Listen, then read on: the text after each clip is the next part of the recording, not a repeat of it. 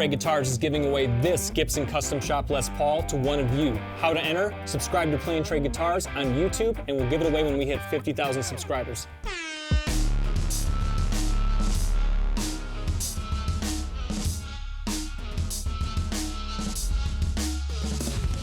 Welcome back to Play and Trade Guitars. I'm John, that's Zach behind the camera, and this is Play and Trade Guitars, where of course we play it and trade it. I'm really excited about the brand new Epiphone Jim James 335 70s.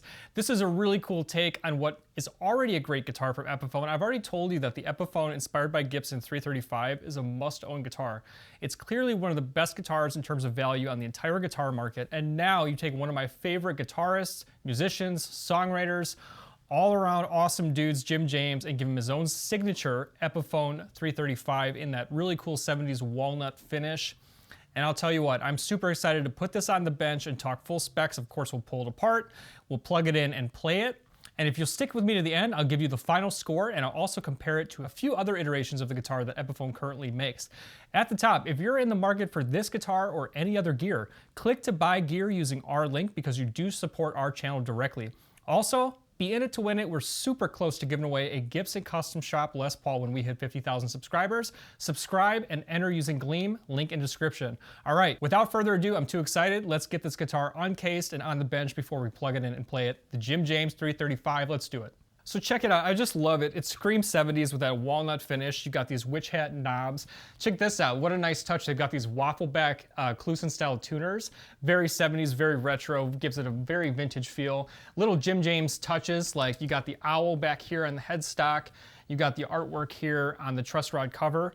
But for $899 USD, this is a great value. Let's go pull the strings off and we'll do a deep dive on the bench. But yeah, I'm super excited about this one for sure. You've got that inspired by Gibson open book headstock, Perloid Epiphone and crown. And again, a look at the Jim James circle and arrow artwork, which looks really cool. I'll flip that headstock around. You can also check out, I love this feature, these Waffleback Kluson style tuners. Really nice touch, and this owl I just think looks super cool here. Nice binding. That walnut you can kind of get, Zach, kind of a shot across, but you can get a good amount of wood grain popping through, but it is for sure a darker walnut finish. And then you got a set of these Alnico Classic PRO Epiphone pickups. Upgraded electronics. We've got CTS pots, orange drop capacitors. I'm not going to attempt to fish all that out. If you've ever had to do that on a 335, bless you, but I'm not going to do it here. But really cool. Why don't we get these strings out of the way so we can check out the inside of the pickups and this maple center block. So the Indian Laurel to me is the best approximation of rosewood on a budget. I like it far more than I like Pau Ferro. In the case of a dry board like an Indian Laurel or a rosewood, you can just kind of baptize the board with something like a hydrate solution. While that Deodario soaks in, we'll go ahead and get some neck measurements. 1.68 inches at the nut, 0.77 at the first, definitely slim, up to 0.86 at the 12th. We've got a 5-ply laminated maple body, back and sides. This is a great classic design that came out in 1958. 1 3/4 inches thick. Pretty big body, about 16 1/4 inches across at the bottom bout, and 11 1/2 inches wide at the upper. Double cutaway gives you nice access to the upper frets. And of course, the weight is not a problem because it's semi-hollow. You have a center block of maple wood running down the middle. And then you have this nice F-hole cutouts on either side to give you that semi-hollow, semi-acoustic sound. Alnico Classic PRO Epiphone pickups. You can also get a look at that center block. Flipping on the multimeter, we get a reading on the pickups. 7.8 in bridge, 7.6 in neck, 3.9 combined. CTS pots are a nice upgrade in orange drop capacitors as well. They're using nice electronics in terms of your standard volume, tone, and I love those witch hat knobs. Such a great look. I actually have one on my guitar. I'm pulling off half the Muddy Waters look. All right, let's get a weight on this guitar. 8 pounds, 5 ounces, so we'll call it 8.3 pounds. Good weight. As I flip the guitar around for initial reactions, first, wow, that Indian Laurel really came to life. That was easy. That just took a few drops of that Deodario hydrate. And I'll tell you, great ring to it. I love a 335, and you have the added benefit of this being semi-acoustic. If you just want a guitar that you can play around the house without plugging it into an amp, it's plenty loud.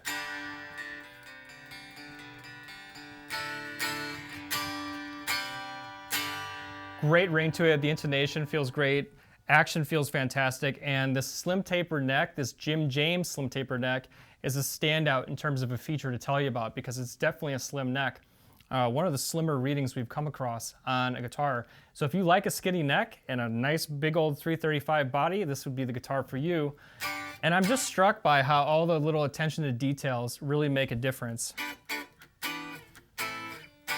Guitar plays great. And I'll tell you what, as I was putting the strings back on, I'll tell you that these Waffleback tuners feel really premium. The actual feel of the tuning machines themselves are fantastic. You don't always find that. So for $899, remember, if you're in the market for this guitar, click to buy using our link because you do support our channel. Now comes the most fun part. We're gonna plug this guitar in. I'll let you hear cleans, we'll dirty it up, and then of course we'll let it sing behind a track. So drop a comment as we go, and remember, at the very end, I'll give you a final score. I'll give you my reaction and also some final thoughts on comparing this guitar to some of the other available options from Epiphone as well. Let's plug in and have some fun. Let's do it.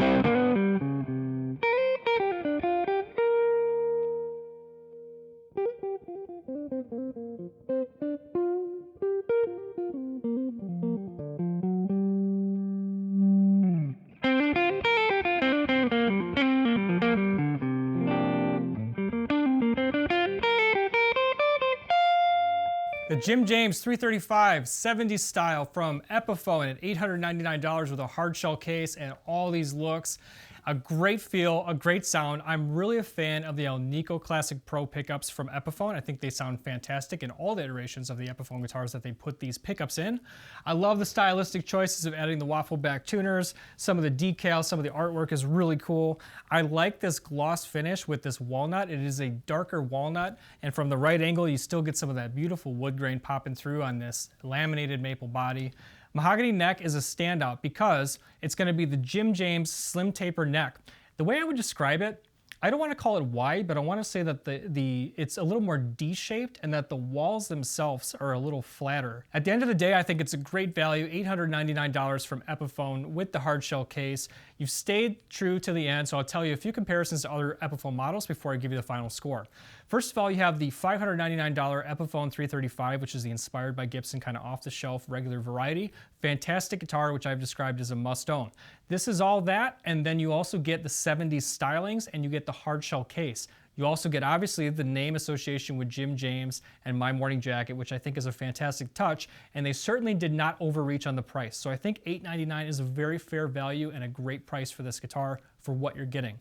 Also, you can look at something like the Joe Bonamassa at $1299. That's significantly more expensive. That will have features like the American Burstbuckers from Gibson. But I think $899 is a more solid price for an Epiphone guitar, and this one really nails that sweet spot. It's the same price as the Noel Gallagher Riviera, so check that out too. But I'd say between those two, the Noel Gallagher and this one, I definitely probably like this guitar more than the Noel Gallagher. I liked them both, but I've got a sweet spot for Jim James in general and a good 335. Everybody should own a 335. This is a fantastic value and a great way to do that. So let's talk final score. I give scores based on overall playability, overall sound, and overall value. So when it comes to playability, I personally prefer a thicker neck, and I will say that this SlimTaper neck is on the smaller side, so if you like that, this is going to be a big plus. I'm going to probably give it an 8.5 in playability. In terms of overall sound, I'm going to go ahead and give it a 9.0. And in terms of overall value, I'm going to go ahead and give it a 9.5. And for a final score, that puts us at a solid 9.0. I definitely would recommend this guitar. I had a lot of fun playing it, and I think stylistically they really nailed that 70s vibe on here, and I like the dark walnut. So drop a comment, let us know what you think of this review, and if you're in the market for this guitar, remember to buy gear using our link because you do support us directly when you buy using our link. Thanks for doing that. Also, make sure you check out one of these videos linked here. Subscribe for our Gibson Custom Shop giveaway. We're getting so close. And we'll see you on the next video. Thanks for hanging out with us. I'm John, that's Zach, and this is Play and Trade Guitars, where we play it and trade it. We'll see you guys on the next video.